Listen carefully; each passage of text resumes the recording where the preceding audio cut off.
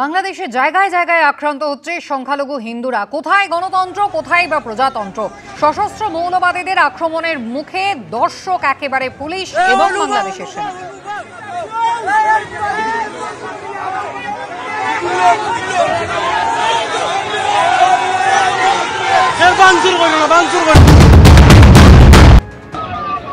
এরই নাম কি সভ্যতা? সুনামগঞ্জের ছবি দেখছেন। বাংলাদেশের রাতভর তাণ্ডব চলেছে।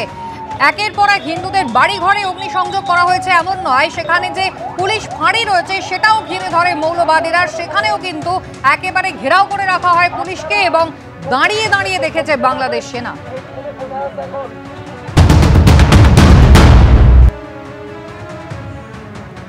সুনামগঞ্জে একেবারে ভাঙচুরের ছবি আপনারা দেখছেন।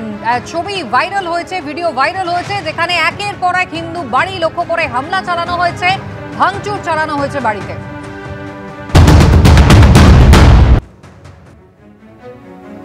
দোকানপাট একেবারে রাতের অন্ধকারে ভেঙে চুরে সমস্ত জিনিসপত্র তছনছ করে দেওয়া হয়েছে।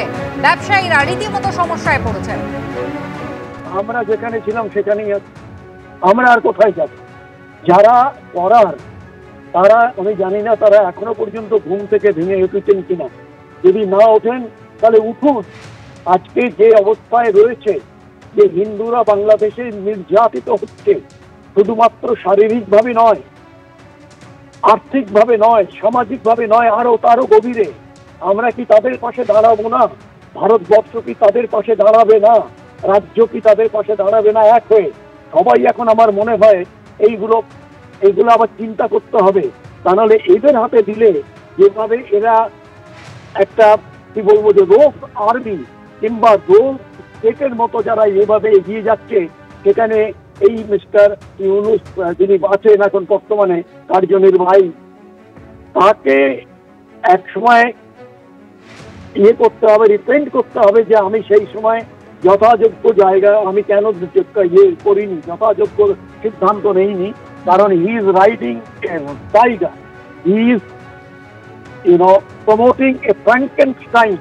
আজকে তাই যদি হয় তাহলে কিন্তু মিস্টার ইউনূস আপনিও কিন্তু তার থেকে বাইরে থাকতে পারবেন না।